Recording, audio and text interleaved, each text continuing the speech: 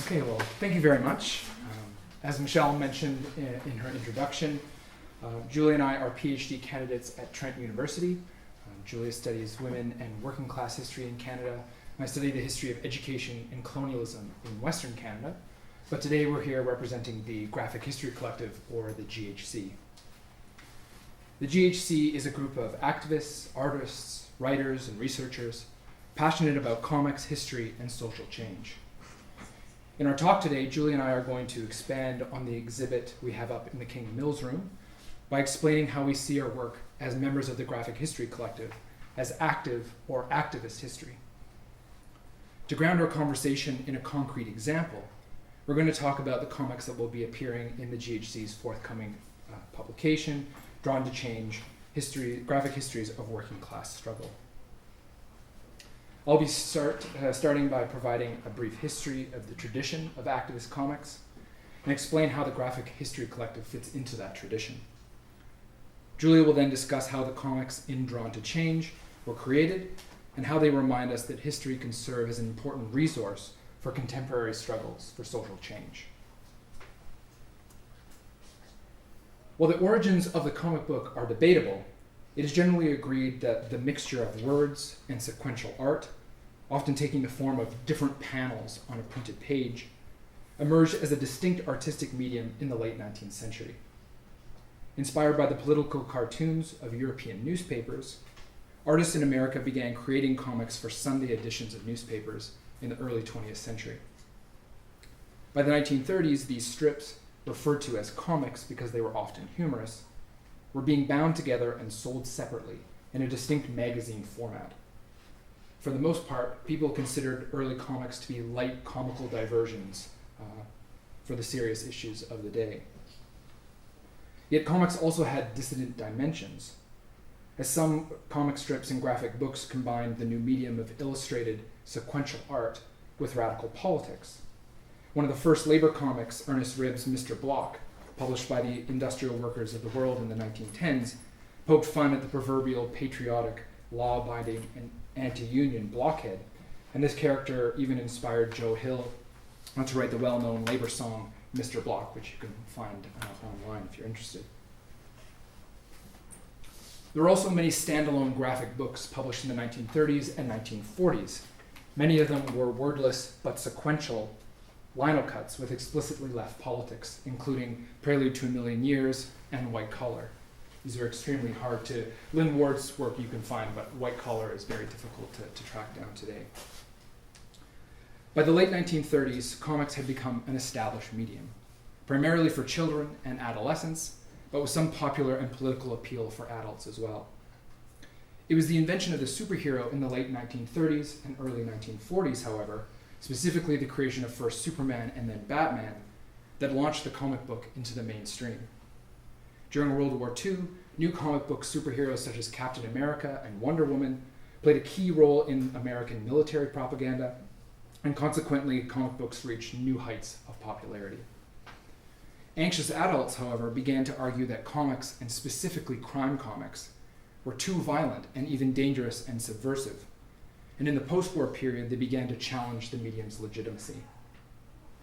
In the face of Cold War pressures and tighter regulations on the production and distribution of comics, which led to things like the Comics Code, which I can talk about in the questions, some producers refused to sacrifice the social relevance of their work, and so they chose to create and distribute their art independently.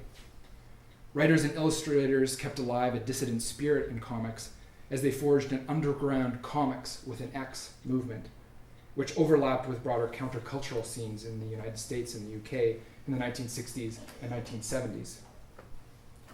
As the youth of the post-war period reached adulthood and the intensity of the Cold War faded, it became clear that they had not abandoned their love for comics, and it was in this kind of moment that the modern graphic novel was born. Drawing on the themes and styles of the underground comics movement, such new projects as Will Eisner's The Contract with God and Alan Moore's Watchmen were published to rave reviews. But it was Art Spiegelman's Mouse that permanently altered the literary landscape. Just by a show of hands, how many people have read or come across Mouse? So quite a few people. Spiegelman's historical account of Nazism and The Horrors of the Holocaust became a bestseller. It won a Pulitzer Prize in 1992 and firmly established the graphic novel as capable of capturing the attention of traditional comic book fans, as well as those seeking more critical and serious engagements with both history and politics. Since then, comics have experienced an incredible mainstream resurgence. Superhero films are making millions at the box office, and comics are even becoming bestsellers. Moreover, because of this popularity, more progressive comics are being published, and publishers are taking risks on these comics. And these new works are carrying the tradition of activist comics to new levels. Since 2000, new comics have highlighted the lives of such figures as Emma Goldman and Louis Riel, and looked at historical issues such as the Israeli-Palestinian conflict and indigenous resistance throughout the Americas, just to name a few. The activist comics of the early 2000s greatly inspired the formation of the Graphic History Collective. The origins of the GHC trace back to the mid-2000s, when a group of historians associated with the Canadian Committee on Labour History answered a call from the Social Sciences and Humanities Research Council of Canada for innovative research projects that would bring together nationwide clusters of research expertise. The group submitted a proposal to create awareness about Canadian labour and working class history through the publication of popular and accessible materials, including a comic book. The problem was that nobody actually knew how to create a comic book. That's where the GHC came into being. After Shirk agreed to fund the project, Mark Lear, a history professor at Simon Fraser University, took on the task of assembling a research, writing, and illustrating team that eventually became the GHC. The team, having little prior experience with the comic medium itself, worked together to produce a comic book about the history of May Day, or International Workers' Day, on May 1st, as it's celebrated in Canada. After selling over 2,000 copies of that first project, May Day, A Graphic History of Protest, the GHC partnered with Between the Lines Press in Toronto to release a revised edition in 2012 and an ebook in 2013. To date, over 5,000 copies of May Day have been sold to teachers, unions, and social justice groups interested in comics and history. Though the GHC initially formed only to create the May Day comic book, most of us were just volunteers, members soon began to dream of new projects.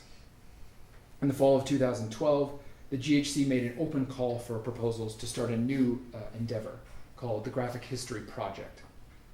We wanted to share our skills and knowledge of how to make comics with others. We hope to encourage new comics writers and illustrators to come together to produce, again on a volunteer basis, a number of short graphic histories that illustrated the ways people from a diversity of backgrounds have struggled for social justice. Once completed, the finished comics would be made available on our website and then potentially collected, edited, and published with a progressive press. Proposals quickly flooded our inbox, and in 2013, we started working with established comics producers, as well as illustrators, writers, and researchers that had never created a comic book before. As each project was completed, it was posted on the GHC website, and in total 12 comics were created. Most of them were about 10 pages, some of them were as long as 30 pages. Projects examined different subjects, ranging from the 19th century French feminist Suzanne Vaucan and Portland's Black Panthers, to the history of the environmental movement, and the 1936 sit-down strike in Flint, Michigan. The vast majority of projects, however, focused on various aspects of Canadian working class and labor history. From the movements like the Knights of Labor, to the lives of activists like Madeleine Perrant, to the protests like the Days of Action in Ontario in the 1990s. As the Graphic History Project wound down, we realized that a collection of graphic histories focused specifically on working class struggles in Canada would be an important contribution to Canadian history and to the tradition of activist comics. The result is Drawn to Change, that Julia is now going to talk a little bit more about. Thanks, Sean. Okay, so the Drawn to Change collection will feature 9 comics that were completed as part of the Graphic History Project. And as Sean said, they range in length from 10 to 30 pages. And all of them highlight different aspects of Canadian labor history. So as you're going to see in some of the sample pages I'll show you today and that you can view in the Kingsmill room, the history of working class struggle in Canada is a fascinating story of conflict, coercion, resistance, and triumph. But working class history is not just interesting and exciting. It also contains important lessons that we can learn from and use to change the world today. As a whole, the comics in the collection showcase the courage and determination of workers who fought to bring about a better world. In fact, one of the central aims of the GHC's work is to combine comics and activist history to emphasize the importance of hope. In this regard, we take our inspiration from historian and activist Howard Zinn, who argues, quote, "To be hopeful in bad times is not just foolishly romantic. It is based on the fact that human history is a history not only of cruelty, but also of compassion, sacrifice, courage, and kindness," end quote. So to encourage hope, Drawn to Change offers inspiring histories of working class struggle in a short and easy to read format. We don't have time today to discuss all of the comics in the collection, so I'll just talk about a few to help explain the collection's contributions to active history. The first comic in the collection is produced by the GHC and focuses on the Noble and Holy Order, it's a mouthful, of the Knights of Labor, an influential 19th century labor organization. The GHC produced this comic book as the first in the Graphic History Project series to show other teams what we were hoping to create. We shared our storyboard with the teams as something of a template to help them get started on their own projects, and we posted the final comic on our website to show people what a finished product might look like. We also included a bibliography that listed the sources we consulted to produce the project. And it also included the historical photos that inspired some of the imagery. Oftentimes the artists didn't know about the topic, so they would say, "Can you send us some photos to get a sense of the topic?" So in this way, we really did try to blend historical research with the writing and medium of comics. Dreaming of What Might Be, The Knights of Labor in Canada 1880 to 1900 shows how, in the process of constructing Canada as a capitalist settler society, the state dispossessed Indigenous peoples from their lands and pushed many people into the cities to work in factories. Working conditions in cities such as Toronto and Hamilton were often poor, and by mid-century, workers started to organize to fight back. By the 1880s, the Knights of Labor, which was founded in Philadelphia in 1869 as one of the first labor organizations in North America, had come to Canada. The Knights of Labor appealed to workers because it asked them, regardless of skill, sex, or race, to dream of what might be, rather than accept the poor conditions that were said to be unchangeable at the time. These lessons are important to remember in our current moment when we so often hear there is no alternative. So with this comic then, our aim was to show how members created a culture that offered people hope and mobilized workers to fight for social change. So the GHC also believes that it's important to strive for diversity in the histories we highlight and to create space within the comics medium for women and racialized artists and writers. In fact, the majority of the artists featured in Drawn to Change are female, and if anyone here knows anything about the comics industry, that's very, very unusual. Working on the Water, Fighting for the Land, Indigenous Labor on Burrard Inlet is a case in point. So the comic was produced by Tanya Willard and GHC members Robin Folvick and Sean Carleton, and it looks at Indigenous people's long history of work.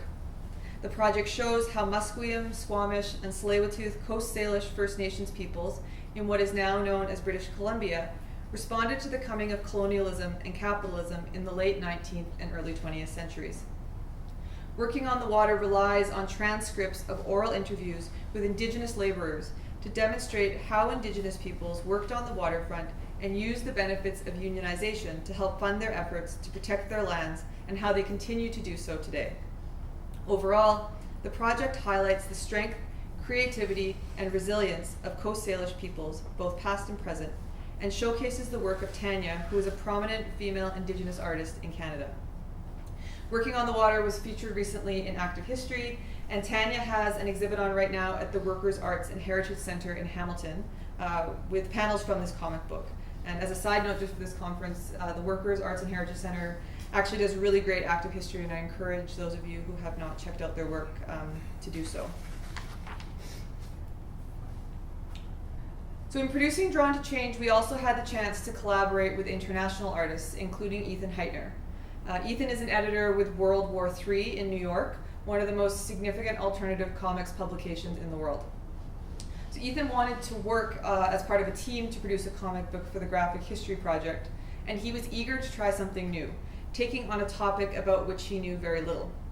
He decided to partner with the GHC to produce a comic book based on some of my own research on a feminist labor union, the Service, Office and Retail Workers Union of Canada, or SORWOC. All of the work for this comic, storyboarding, the drafting, the editing, the revising, was done over Skype and email. And in fact, this is true for most of the comics in the collection. In, I think, the vast majority of cases, the writers and illustrators work together and they've actually never met face to face, so it was all done online. So in terms of this comic, SORWOC was formed in Vancouver in the early 1970s, and in contrast to many of the established mainstream business unions of the time, they were small, independent, and grassroots, and committed to improving the lives of working women through a diversity of tactics, including direct action. As a smaller union that sought to organize low-paid office and service workers, the success of SORWOC depended to a great extent on engaged members and community solidarity.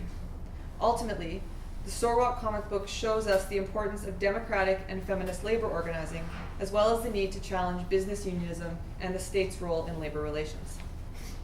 And one interesting thing to note about this comic is that SORWOC themselves actually used a lot of comic imagery in their flyers and educational materials. They were inspired by the industrial workers of the world that Sean referred to earlier with the Mr. Block comic. And in producing some of the artwork for this, for example, this image at the very top, and if you see the panels that are in the King's Mill room, Ethan actually used archival documents produced by the union. So it's very cool, again, combining the historical archival research with comics. Okay, the final project in the collection is Kwentong Bayan Labor of Love, which is by Althea Bombs and Joe Simalea Alcampo. This comic book examines the real-life stories of Filipino migrant workers in the Canadian Live-In Caregiver Program. And this is just 10 pages. They are actually working on a much longer comic book that'll be a standalone one under the same title, Kwentong Bayan. So definitely encourage you to check it out when it's out. This project differs from the others in Drawn to Change in that it was produced in close collaboration with caregivers and supporters. So in that sense, it's a great example of the community-engaged research that we've been talking about at this conference. So it highlights the work experiences of caregivers and showcases their stories of community, friendship, love, struggle, and empowerment. Bombs and Alcampo demonstrate how government policy intersects with workers' daily lives, and how even the most vulnerable and precarious workers can find meaning and dignity in their paid work. In the Filipino language, Kwentong Bayan means community stories. Labor of Love reflects Bombs and Alcampo's understanding that community-based artwork and caregiving work are rooted in love, are valuable, and deserve respect. So to conclude, overall, what emerges from the Drawn to Change collection is a clear picture of the strength and perseverance of working people in the face of different kinds of adversity. The individual stories, though, only offer readers snapshots of a more fluid and complicated history of working class struggle in Canada. The histories of this collection span more than 150 years, cover many geographic areas, and discuss a variety of people, events, and struggles. But they are in no way meant to be representative of Canadian labor history as a whole. Given that we started with an open call for submissions, much is missing, and many more comics need to be created. So we encourage people to get involved and to work with others to produce comics to fill in the gaps. For now, though, we hope Drawn to Change generates new interest in activist comics and working class history, and that it shows people the importance of learning from the past, using it as a resource to help guide present and future struggles for social justice.